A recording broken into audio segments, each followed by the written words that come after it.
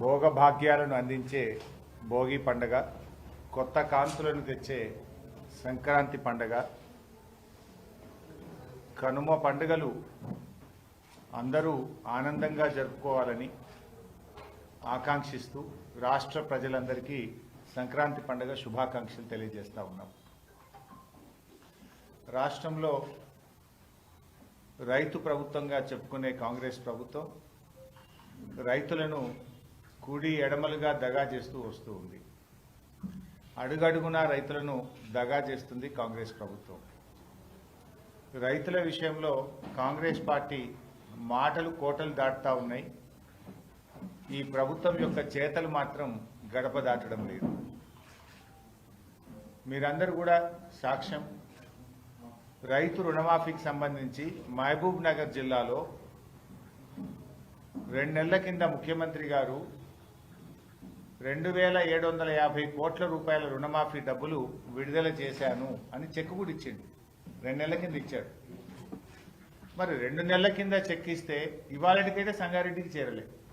నేను ఈ press meet మాట్లాడడానికి ముందు సంగారెడ్డి రైతులతో మాట్లాడినా, మెదక్ జిల్లా రైతులతో మాట్లాడినా, సిద్దిపేట జిల్లా రైతులతో మాట్లాడినా ఎక్కడ 1 రూపాయి అయితే రైతులకు డబ్బు పడలేదు. అంటే ముఖ్యమంత్రి ఇచ్చిన చెక్కుకే గంత పతార లేకపోతే అసలు ఏమైనా గౌరవం ఉంటుందా ఈ ప్రభుత్వానికి? 30వ తారీఖు నాడు ముఖ్యమంత్రి గారు ఐ థింక్ నవంబర్ 30 నాడు చెక్ ఇచ్చాడు.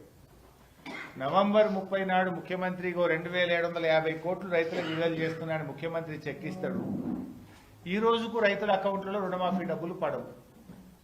అంటే నువ్వు డమ్మీ చెక్ ఇచ్చినావా? అంటే ఎన్నికల ముందు ఏదైతే డమ్మీ హామీలు ఇచ్చినావో ముఖ్యమంత్రి అయినాక కూడా డమ్మీ చెక్కులు ఇస్తున్నారా ముఖ్యమంత్రి గారు? మీరు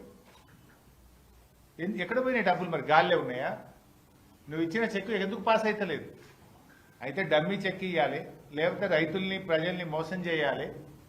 ఏంటి దీని మీద స్పష్టత అడుగుతా ఉన్నా నేను. I demand the government. మీరు 2750 కోట్లు అది ఇచ్చినామన్నారు. ఈ రోజు వరకు ఎందుకు రైతుల అకౌంట్లో డబ్బులు పడలేదు? ఎవరన్నా ఒకవేళ అధికారులు తప్పు చేస్తే వాళ్ళ మీద చర్య తీసుకోండి. ముఖ్యమంత్రి గారు చెక్ అంటే అది ఈ రాష్ట్రానికి ఆయన హెడ్, అది పాస్ కావాలి కదా. ఒకవేళ అధికారులు తప్పుదో పట్టించిండ్రా, చెక్కు బౌన్స్ అయిందా, చెక్కు ఏదైనా దారి తప్పిపోయిందా, ఏమైపోయింది? ఎందుకు రైతుల అకౌంట్లో డబ్బులు పట్టలేవో అని నేను అడుగుతాను. అందరికీ రుణమాఫీ అని కొందరికే పరిమితం చేసిండ్రు రేవంత్ రెడ్డి గారు. ఇవాళ 2 లక్షల పైన ఉన్నటువంటి రైతులు చాలా మంది ముఖ్యమంత్రి గారు డబ్బులు కట్టండి మీకు వేస్తామంటే ముఖ్యమంత్రి మాటలు నమ్మి అప్పులు తెచ్చి వడ్డీలకు తెచ్చి డబ్బులు కడితే ఈ రోజుకు వారికి డబ్బు పడడం లేదు.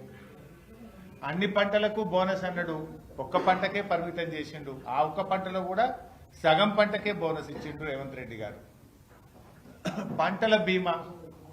పంటల బీమా పేరు మీద రైతుల్ని దగా చేసిండు రేవంత్ రెడ్డి గారు. కౌలు రైతులకు కూడా రైతు భరోసా ఇస్తామని దగా చేసిండు రేవంత్ రెడ్డి గారు. ఉపాధి హామీ కూలీలకు ఏదైతే కొత్త పథకం వీళ్ళు చెప్తున్నారో, ఇందిరమ్మ ఆత్మీయ భరోసా పేరిట చెప్తున్న ఉపాధి హామీ కూలీలకు కూడా దగా చేస్తున్నారు.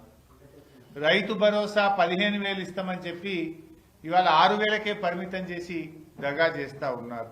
అంటే అడుగడుగునా దగా చేసి ఇది రైతు వ్యతిరేక ప్రభుత్వము అని చెప్పకనే చెప్తున్నారు. వారి చర్యలు, ఈ ప్రభుత్వం యొక్క చర్యలే చెప్తా ఉన్నాయి ఇది రైతు వ్యతిరేక ప్రభుత్వం అని.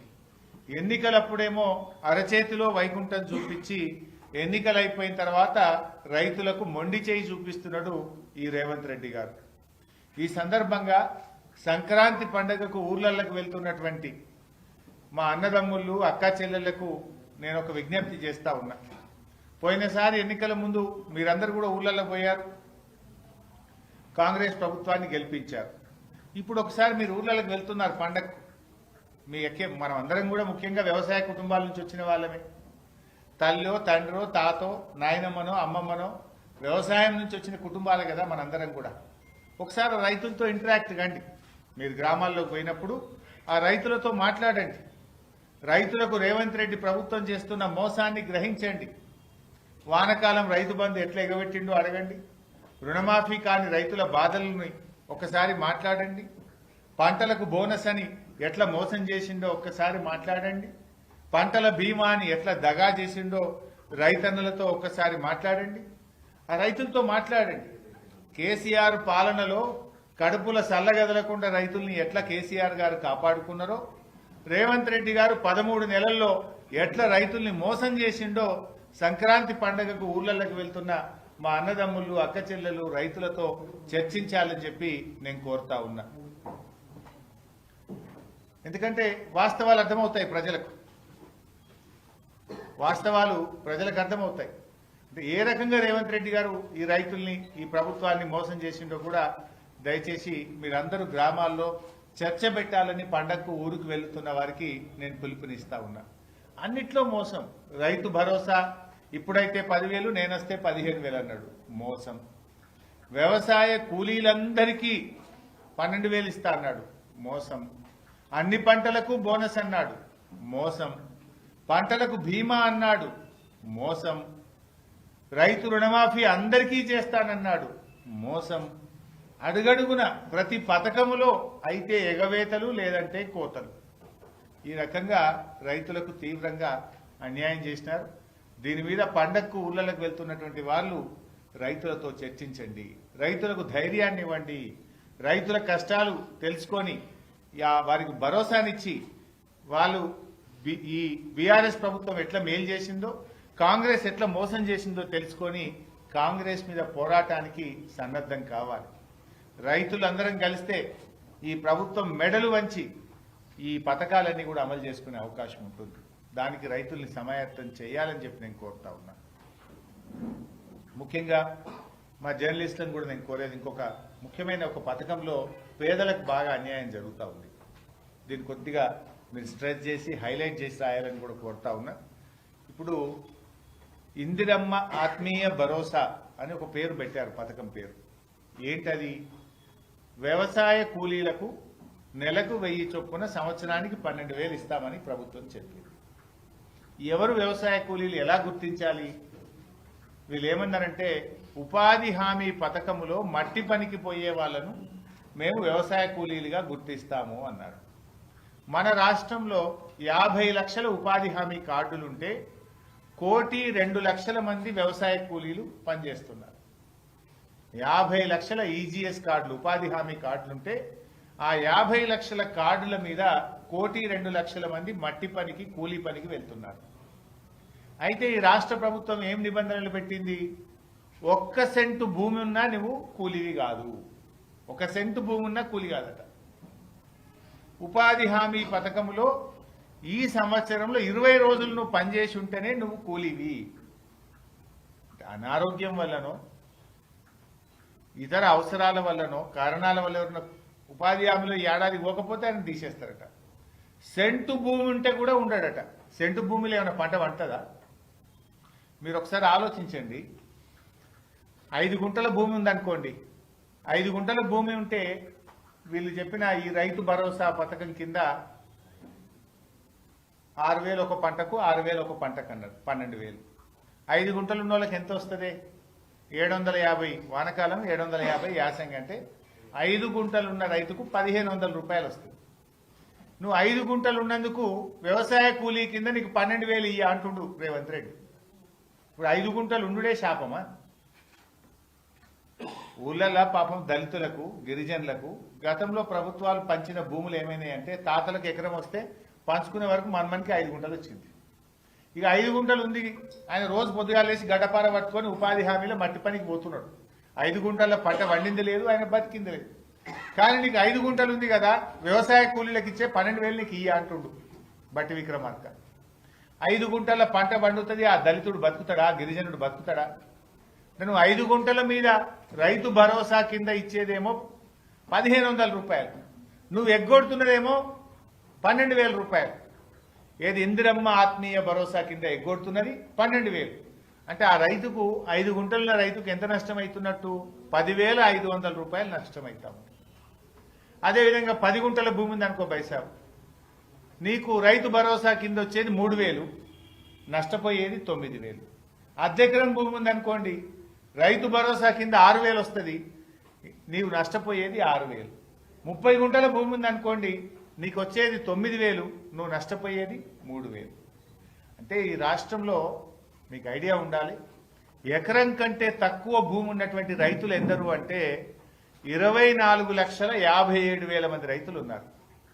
ఎకరం కంటే తక్కువ భూమి ఉన్న వాళ్ళు గుంట నుంచి 39 గుంటల వరకు, గుంట నుంచి 39 గుంటల వరకు భూమి ఉన్నటువంటి రైతులు 24,57,000 మంది. ఇందులో అతి ఎక్కువగా దళితులు, గిరిజనులు, బీసీలు మాత్రమే ఉన్నారు. అంటే నువ్వు ఇందిరమ్మ ఆత్మీయ భరోసా అంటే ఏంటి? దళిత గిరిజనులకు శటగోపం పెట్టుడేనా? దళిత గిరిజన రైతుల నోరు కొట్టడమే ఇందిరమ్మ ఆత్మీయ భరోసానా? అరే 1 కోటి మంది కూలీలు ఉన్నారు. వాడు నిజంగా గడ్డపార పట్టుకొని ఎందుకు పోతాడండి? పొద్దుగాల 6 గంటలకు లేచి గడ్డపార పట్టుకొని మట్టి పనికి ఉపాధి హామీలో పోయిందంటేనే ఆయన కూలీ. ఆ కూలీలో నోరు కొట్టడానికి మీకు చేతులు ఎట్లొచ్చినాయని నేను అడుగుతా ఉన్నా రేవంత్ రెడ్డిని, బట్టి విక్రమార్కని. గా కూలీలో నోర్లు కొడతారా మీరు? గాల నోళ్లు కొట్టడానికి మీకు చేతులు ఎట్లా వస్తున్నాయి? వ్యవసాయ కూలీలు అప్పుడేమో మీరు ఓట్లేయించుకున్నారు ఆశలు చెప్పి, ప్రతి కూలీకి ఇస్తామన్నారు. ఇప్పుడు 1 కోటి మంది కూలీలుంటే 10 లక్షల మందికే ఇస్తామంటున్నారు. అంటే 90 పైసలు ఎగబెడుతుండ్రు, 10 పైసలు ఇస్తారట. 90% ఎగ్గొడుతుండ్రు 1 కోటి మంది కూలీల్లో. ఏమని? నువ్వు 20 రోజులు పని చేయలే, నీకు గుంట భూమి ఉన్నది, నీకు 5 గుంటల భూమి ఉన్నది అని రకరకాల కారణాలు పెట్టి వాళ్లకు కోతలు పెట్టే ప్రయత్నం చేస్తున్నారు. ప్రభుత్వం నిజాయితీ వాళ్లకు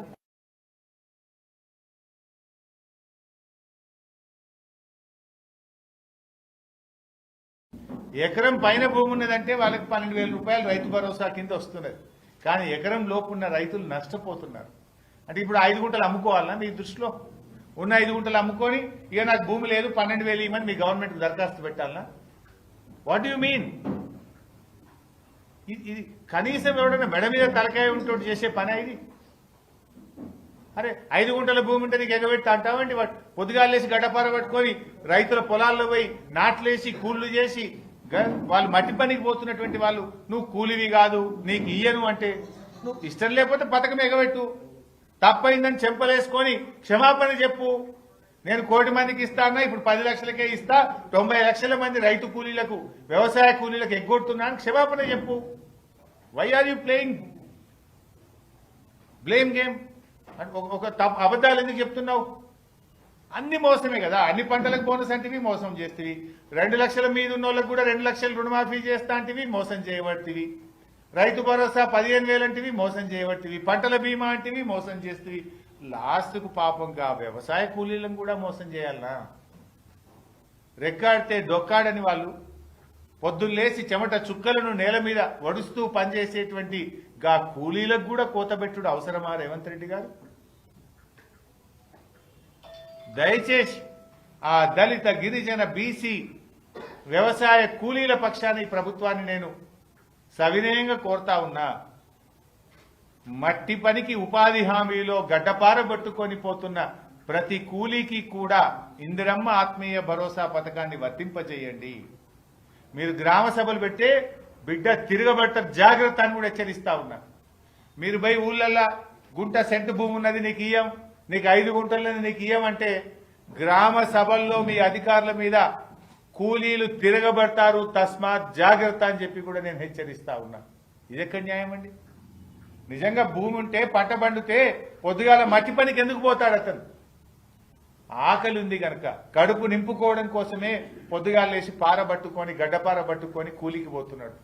ఆయనకు కూడా ఏదో అసైన్డ్ భూమి తాతలు తండ్రుల నుంచి గుంటో 2 గుంటలో 5 గుంటలో 10 గుంటలో వస్తే వాళ్ళను కూడా ఇందులో తీసివేయడం అనేది సరి అయిన నిర్ణయం కాదు. ఎకరం లోపు భూమి ఉన్న వాళ్ళందరినీ కూడా వ్యవసాయ కూలీలుగా గుర్తించండి. ఇందిరమ్మ ఆత్మీయ భరోసా పథకం కింద వారికి రావాల్సినటువంటి లబ్ధిని చేకూర్చండి అని చెప్పి మేము ప్రభుత్వాన్ని డిమాండ్ చేస్తా ఉన్నాం. ఇకపోతే ఈ మధ్య బట్టి విక్రమార్క గారు గోబల్స్ను మించిపోతా ఉన్నాడు. ఆయన గోబల్స్ను కూడా మించిపోతున్నాడు. అసెంబ్లీలో అప్పుల విషయంలో అబద్ధాలు మాట్లాడిండు. బీఆర్ఎస్ హయాంలో జరిగిన అప్పు కేవలం 4,17,000 కోట్లు మాత్రమే. కానీ 6 లక్షలని 7 లక్షలని 8 లక్షలని పూటకో తీరుగా బట్టి గారు మాట్లాడినారు. నిన్న మహబూబ్ నగర్ జిల్లాకు పోయింది బట్టి గారు.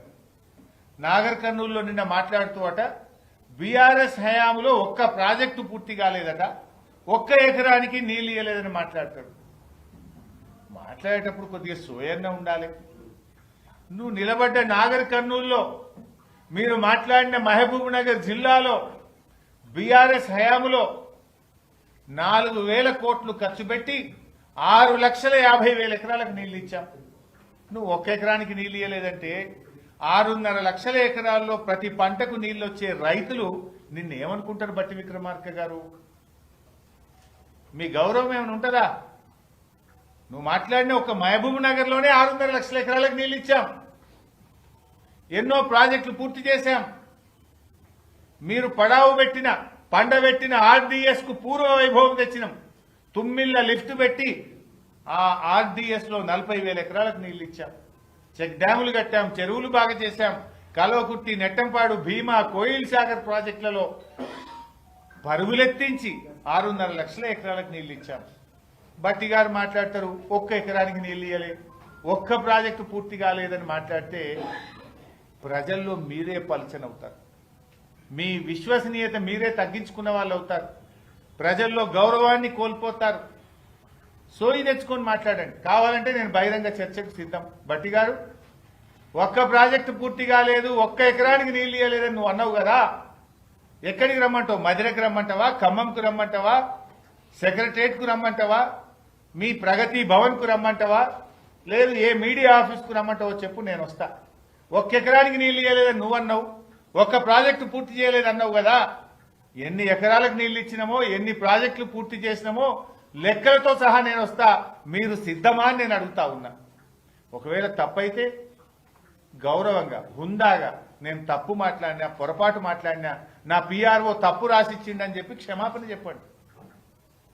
కానీ ఇట్లా వేగ్గా అసెంబ్లీలో అబద్దాలే, బయట కూడా అబద్దాలు మాట్లాడితే ప్రజల్లో మీ విశ్వసనీయత పోతుంది, ప్రజలు మిమ్మల్ని నమ్మకుండా పోతారని చెప్పి బట్టి గారిని నేను కోరుకుంటూ సెలవు. Thank you.